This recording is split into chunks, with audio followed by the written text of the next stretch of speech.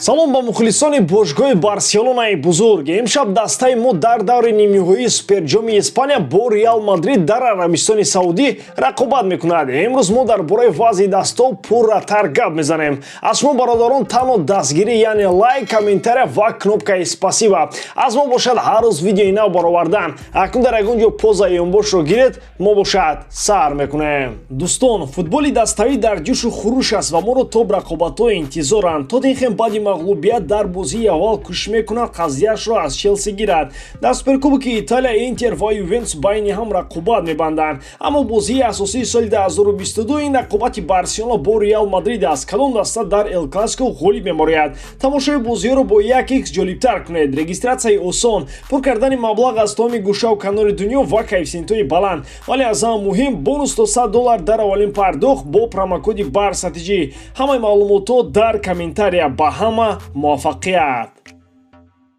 фаворити ин бозӣ бешубҳа дастаи Реал Мадрид мебошад. Реал дар 18 бозии охираш дар тамоми мусобиқоте ки ширкат кардааст ҳамагӣ як мағлубият дорад. Дар 15 бозӣ ғолиб баромадааст ва 2 бозиро мусовӣ кардааст. Баъди торумор кардани дастаи Валенсия бо ҳисоби 4-1 маълум гашт ки аз дастаи Хетафе шикаст хӯрданашон дар ин мавсим кори ногаҳонӣ буд. Дар Лигаи Чемпионҳо мадридиҳо аз гурӯҳи худ бо ишғоли мақоми аввал баромаданд ва айни замон сарнишини ҷадвали мусобиқоти Ла Лига ҳастанд ва аз Севилияе ки дар ҷои дуюм қарор дорад 5 имтиёз пештаранд. Натиҷаҳои Реал дар Ла Лига боиси кафгубиҳо, зеро нишонзани беҳтарини Ла Лига Карим Бензема 17 гол задааст ва дар ҷои дуюмам футболбози Реал Винисиус Жуниор қарор дорад ки 12 гол ба сама расонидааст. Бензема бошад бо вуҷуди беҳтарин нишонзан буданаш дар шумораи партофтои головар ҷои дуюмро ишғол мекунад. Дар бозӣ бо Барселона Реал бо тамоми ҳайати пурқувваташ ба Арабистони Саудӣ сафар кард ва ҳатто Дани Карвахал ва Лука Йович ки ҷароҳат бардошта буданд, аллакай сиҳат гаштанд ва имкони иштирок кардан дар ин бозиро доранд.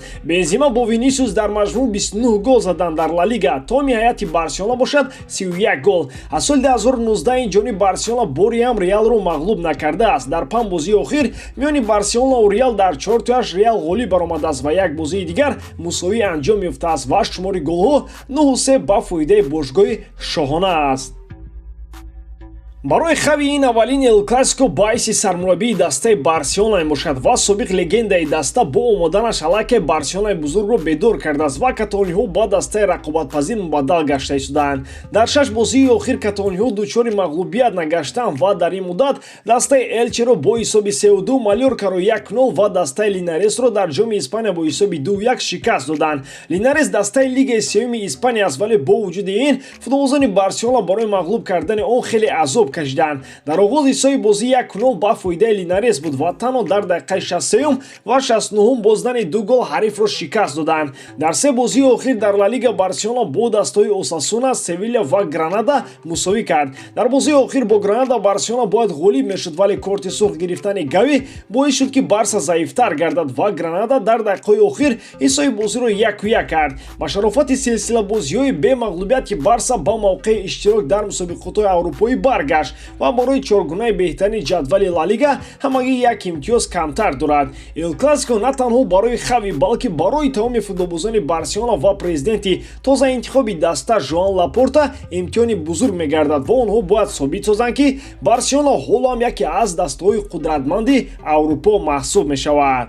бо шарофати Самюэл Умтити ки маошашро 10% кам кард, Барселона расман Ферран Торресро ба қайд гирифт ва тести ковиди Торрес бо Педри манфӣ баромаданд ва акнун ҳар дуи футболбоз пурра метавонанд дар бозӣ иштирок кунанд. Ба ғайр аз Педри ва Торрес, боз Роналд Араухо, Ансу Фати ва Френки де Йонг низ расман аз ҷониби Тайбон иҷозаи иштирок дар бозиҳоро гирифтанд ва дар тамринҳои пеш аз бозӣ бо гурӯҳи асосӣ пурра ширкат карданд ки ин ҳам боиси хушнудист. Барои Хави баргаштани Араухо аҳамияти бузург дошт, зеро ба қавли сармураббӣ Араухо ягона муҳофизатгаре ҳаст ки аз ӯҳдаи шикастани Винисиус Жуниор мебарояд. ва аз ҳама муҳим, Хави ба футболбозон ҳушдор додааст ки дар ягон сурат хатогиҳо роҳ надиҳанд ки натиҷаи онҳо зарбаҳои ҷаримавӣ ё зарбаҳои кунҷӣ ба фоидаи мадридиҳо гардад. Зеро Хави ба хубӣ огоҳ аст ки дастпарварони Карло Анчелоти то чӣ андоза дар ин мавридҳо хатарнок мегарданд. Умедворем ки футболбозони мо ба қадри кофӣ фармонҳои сармураббиро иҷро менамоянд ва рақобати арзанда